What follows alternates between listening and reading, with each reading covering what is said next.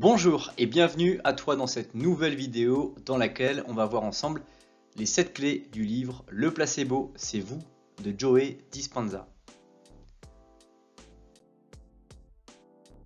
Le livre Le placebo, c'est vous nous apprend comment utiliser les pouvoirs de l'esprit pour influer le corps et la vie. Dans cette vidéo, on va voir ensemble ces 7 clés, notamment la 7e qui va très certainement bouleverser et modifier ta vie. La première clé que j'ai retenue de ma lecture de ce livre, c'est le pouvoir de la pensée. Dans son livre, Joe Dispenza nous fait part de plusieurs cas où des patients sont parvenus à guérir leurs maux par le seul pouvoir de la pensée ou encore le pouvoir du placebo. Tu sais, le placebo, c'est ce principe de considérer qu'un élément extérieur ou un objet, un produit, va avoir un impact très fort sur toi. Et dans ce cas-là, tu vas surtout travailler sur le fait de penser des choses favorables qui vont t'aider à te sortir de situations dans lesquelles tu es aujourd'hui. Le pouvoir de la pensée, c'est cette faculté que tu vas avoir à répéter des schémas de pensée qui vont soutenir, garantir, te permettre de sortir d'une situation dans laquelle tu es. La pensée, pour Joe Dispenza, a un véritable impact sur la volonté que nous allons avoir pour nous en sortir et guérir d'une situation donnée. Autre clé que j'ai retenue de ma lecture de ce livre et qui est assez commune à ce genre d'ouvrage, c'est le fait de bien manger. Pour Joe Dispenza, il est indispensable d'avoir un bon plan alimentaire pour guérir. Une bonne diète contribue énormément au processus de guérison. Il faut aussi faire de bonnes nuits de sommeil, c'est un point à ne pas négliger.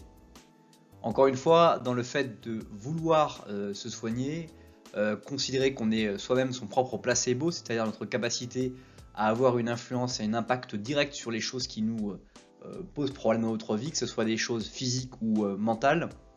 Le fait de bien manger, le fait de se voir en bonne santé, le fait d'apprécier soi-même tel que l'on est, va avoir un impact sur notre capacité à être et durer. Au même titre que des bonnes nuits de sommeil vont permettre d'avoir une vie de qualité plutôt qu'une vie de quantité, avec peu parfois de qualité, parce qu'on oppose très souvent qualité et quantité, et c'est tout à fait vrai parce que si on veut avoir un haut niveau de qualité, il faut à un moment donné diminuer le volume des choses. Autre clé de ma lecture que j'ai retenue de cette lecture, de ce livre, c'est de faire une activité sportive. Pour se concentrer sur la guérison du corps et de l'esprit, Joe Dispenza conseille tout à chacun de faire une activité sportive, et ce plusieurs fois par semaine. Quel que soit le sport choisi, il vous sera sans doute bénéfique. Et plus le sport que vous allez choisir va être un sport que vous adorez faire, que vous vous êtes découvert, apprécié de faire, mieux vous allez pouvoir continuer à le pratiquer et plus vous allez pouvoir en tirer des bénéfices parce que vous allez le faire beaucoup plus long terme que si seulement c'est un sport qui ne vous donne pas vraiment de satisfaction. Il n'y a rien de mieux que ces personnes, ces sportifs qui vont découvrir un jour que ils apprécient par exemple boxer au sac, faire des combats contre un sac de frappe qu'ils trouvent dans une forêt sur un parcours de santé, et ils vont venir régulièrement, tous les jours, tous les 2 jours peut-être, pour frapper dans ce sac-là, pour se décontracter, pour se défouler. Ça leur fait du bien, ça les fait transpirer et ça les fait évacuer leur quotidien. Le seul fait de se découvrir seulement ces petites choses, ça peut être un sport que l'on a découvert sans forcément enseignement ou avec un enseignement, mieux vous allez pouvoir vous porter grâce à cette activité sportive qui va vous stimuler, vous motiver à sortir de chez vous et à faire d'autres choses. Autre clé que j'ai retenue de ma lecture de ce livre, c'est la pleine conscience. La pleine conscience, c'est l'une des clés les plus importantes du livre. Il s'agit du fait d'être présent à 100% pour ne pas dire pas être distrait par les pensées et être pollué par l'environnement qui nous entoure. Oubliez vos idées négatives et concentrez-vous sur le côté positif de la vie. La pleine conscience, c'est quelque chose qui devient de plus en plus ancré et un thème de société pour la simple et bonne raison qu'on est tous dans l'échange immédiat des textos, des mails, du numérique, et on va avoir cette facilité à plus discuter avec des gens qui sont loin de nous qu'avec les propres personnes qui sont juste à côté de nous. Donc la pleine conscience, c'est considérer que l'instant est présent, de redonner du temps au temps, c'est-à-dire que lorsqu'on n'est pas en train d'envoyer des messages, le temps passe beaucoup plus lentement. Donc on a le temps de réfléchir, de se poser des questions, de s'imaginer des choses qu'on ne peut pas forcément s'imaginer lorsqu'on est exclusivement monopolisé à regarder un écran et dans lequel on va être focalisé exclusivement sur les informations qui vont être inscrites sur l'écran et non pas sur la pensée créative qu'il y a en tout un chacun de nous. Autre clé que j'ai retenue de la lecture de ce livre, c'est le pouvoir des croyances. Le pouvoir de nos croyances est incroyable. Celles-ci peuvent complètement nous rendre malades ou au contraire nous guérir. Pour développer le côté positif de nos croyances, il est conseillé d'avoir plus confiance en soi et de changer le regard que l'on a du monde. Les croyances sont quelque chose de très important. On en a parlé sur les milliers de vidéos qui existent sur la chaîne YouTube. Que vous pensiez que vous êtes capable de faire une chose ou une autre, ou que vous ne pensez que vous n'en êtes pas capable, dans les deux cas, vous avez tout à fait raison. C'est-à-dire que votre simple pensée que vous pouvez faire quelque chose ou pas va avoir un impact. Une fois qu'on se dit ça, c'est très bien, mais il y a deux types après de sous-couches sur la croyance. Il va y avoir les croyances qui sont conscientes. Vous avez conscience que vous ne croyez pas que c'est possible pour quelque chose de très très clair dans votre tête. Et puis il y a des choses pour lesquelles vous avez des phrases inconscientes qui vous surviennent et qui sont en fait bien ancrées. Vous vous dites je ne suis incapable de faire ça. Et finalement vous ne cherchez pas à travailler cette croyance pour y remédier et faire que vous puissiez changer le regard que vous avez sur le monde et sur votre capacité à faire quelque chose dans le côté positif de la chose. Donc les croyances sont quelque chose de très très important à travailler et à essayer de stimuler, de challenger même je dirais, pour vous permettre de vraiment vivre une vie différente de celle que vous vivez aujourd'hui, surtout si elle ne vous convient pas.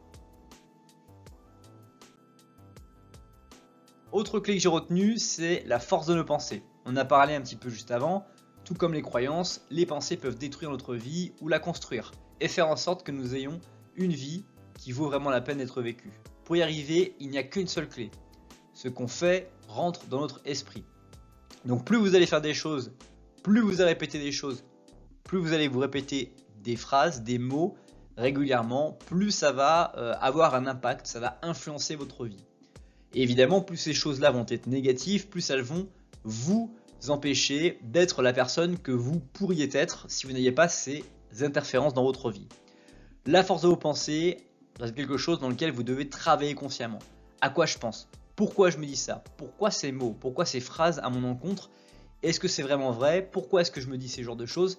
Et d'essayer de vous critiquer sur cette négativité que parfois vous pouvez avoir recours à vous dire vous-même dans des moments de votre vie. En faisant cela, vous allez vraiment passer un cap et vous permettre de progresser fortement dans votre vie. Septième clé que j'ai retenue de ma lecture de ce livre, c'est la méditation. Cette activité relaxante est d'une importance particulière. Elle permet de transformer les croyances et les perceptions qui nous handicapent. Selon Joe Dispenza, la méditation est la première étape de la guérison. La magie en fait de la méditation, c'est que lorsque vous allez commencer à méditer, vous allez ressentir, avoir des phrases qui vont venir à vous, qui viennent de votre subconscient sur des croyances positives, mais également des croyances négatives, peut-être même des images que vous allez avoir dans la méditation, de choses qui ne sont pas encore déroulées, mais que vous voyez se voir dérouler, et parfois d'une manière négative.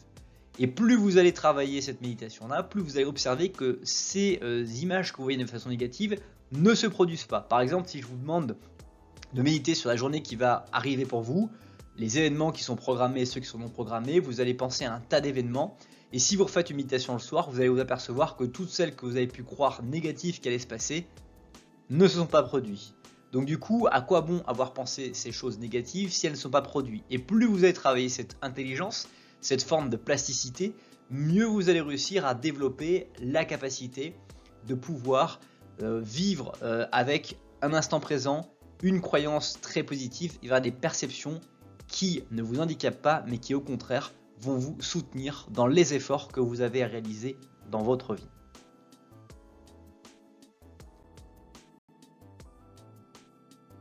C'est déjà la fin de cette vidéo, merci beaucoup pour le temps que tu as consacré à la regarder. Si ce n'est pas encore fait, je t'invite à lire la description pour aller beaucoup plus loin. Ou si tu n'as pas très envie et pas le temps, je t'invite à découvrir la vidéo qui s'affiche sous la flèche bleue ou à t'abonner à la chaîne YouTube sous la flèche rouge. En attendant, je te souhaite une très bonne suite de journée et je te dis à bientôt pour une prochaine vidéo.